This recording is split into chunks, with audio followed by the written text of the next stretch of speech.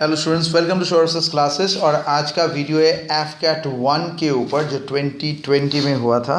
F CAT 2020 full paper solution. इस video में मैं क्वांटिटेटिव एप्टीट्यूड सेगमेंट का कुछ क्वेश्चन सॉल्व करूंगा। आने वाले वीडियोस में you will get to see the rest of it. पहला सवाल है, cost price of 20 article, 20 article का cost price is selling price of X articles. Profit हुआ है तो then the value of X is what. इतना तो सही है कि एक्स का वैल्यू 25 से कम होने वाला है क्योंकि इसका प्रॉफिट हुआ है, तो ये रॉन्ग है। सो दिस 20 आर्टिकल को अगर कुछ पैसों में बेचेगा तो उसको वही पैसा अगर कमाना है तो उसमें से कम आर्टिकल बेचने पड़ेंगे। तो मान लेते हैं सीपी है 1, तो 20 आर्टिकल का सीपी हो गया 20। अब सीपी ऑफ एक्स आर्टिकल भी एक्स होगा, तो प्रॉफिट 20 माइनस एक्स। और यहाँ पर प्रॉफिट दिया है, अगर परसेंटेज के हिसाब से देखें 20 माइनस एक्स बाई 100, तो वो इक्वल टू कितना परसेंट दिया है, 25%। So 20 minus x by x equal to, इधर चला जाएगा,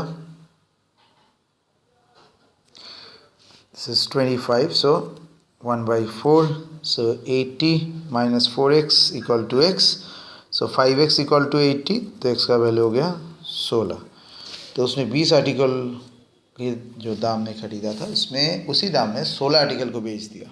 ओके, सो ये पार्ट ख़त्म। नेक्स्ट क्वेश्चन की तरफ बढ़ेंगे।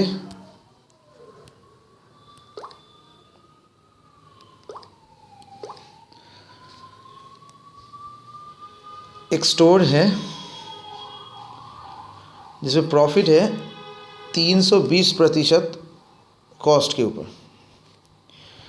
कॉस्ट अगर 25% बढ़ता है और सेलिंग प्राइस अगर सेम ही रहेगा तो प्रॉफिट तो घटेगा। तो हमें बताना है इस बार approximately what is the percentage of selling price is the profit. तो ऑब्वियसली इस बार तो 350%, 320% होने वाला है नहीं, उससे कम होगा। तो यहाँ पर चारों ही ऑप्शन उससे कम है, तो इस बार कैलकुलेट करके देखना पड़ेगा। लेते हैं सीपी को 100, सो प्रॉफिट हो जाएगा 100 इंटू 320/100, तो मतलब 320 का प्रॉफिट है।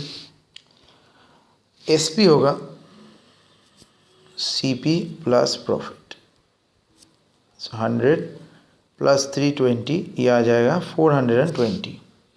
तो न्यू सीपी क्या आएगा यहाँ से, 100 इंटू 125/100, तो वो देगा 125। सेलिंग प्राइस एक ही है, तो नया प्रॉफिट 420 माइनस 125, सो आ जाएगा 295। तो परसेंटेज के हिसाब से होगा 295 नया प्रॉफिट, पुराने के हिसाब से 420 इंटू 100, सो ये 70.23। क्लोजेस्ट वैल्यू के हिसाब से हमें देखना है 70%। Next, a is the percent, a equal to x% of y, b equal to y% of x, then which of the following is true। तो a को क्या लिखेंगे, x y/100, b भी y(x/100), मतलब दोनों सेम है, तो a is equal to b। So none of this सही है यहाँ, विदाउट एनी कंडीशन ये दोनों से इक्वल है। If 20% of a equal to b, then b% of 20 equal to what. So 20% of a equal to b, तो मतलब हो जाएगा 20a/100 equal to b, so a/5 equal to b। Next 20% of 20, second case में होगा 20b/100, तो आ जाएगा 20/100 into a/5। इसको ऐसे लिख सकते हैं, सो 20/100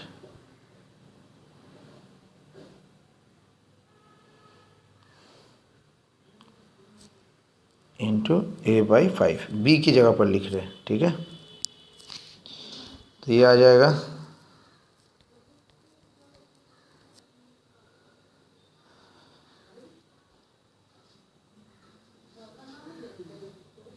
1 1/25 ऑफ ए 100 के हिसाब से कह सकते हैं ये हो जाएगा, अगर 100 से मल्टीप्लाई करेंगे 25, सो 4%, सो 4% of A is the answer. आगे बढ़ेंगे, last question. Seats for mathematics, physics and biology in a school are in the ratio 5:7:8. There is a proposal to increase these seats by 40%, 50% and 75%. So what will be the ratio of the increased seats? तो देखिए, मान लेते हैं seats कुछ ऐसे हैं 5x, 7x और 8x। तो पहले 5x को अगर कितना बढ़ाया गया 40%, यहाँ देखिए ट्रिक है, 40% मतलब अगर 100 था तो बढ़ के हो जाएगा 140। ओके, सो ये होगा बेसिक वैल्यू इंटू 140/100 करना ही पड़ेगा, परसेंटेज का सम है। सो 7x, दूसरा 7x था 150, इस बार मल्टीप्लाई होगा,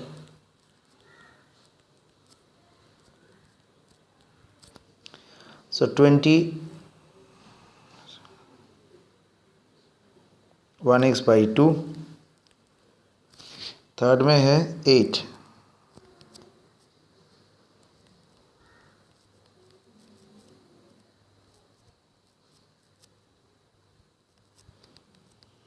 तो ये जाएगा 14x। तो अभी नया रेशियो होगा क्या, 7x इस साइड में करते हैं, 7x 20x/2 और 14x।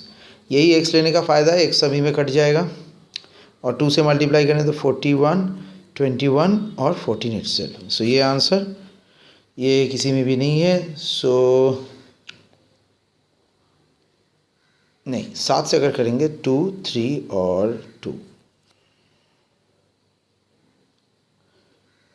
ये 14x, सॉरी दिस इज 28, सो 2, 3 और 4, option number A is the correct answer.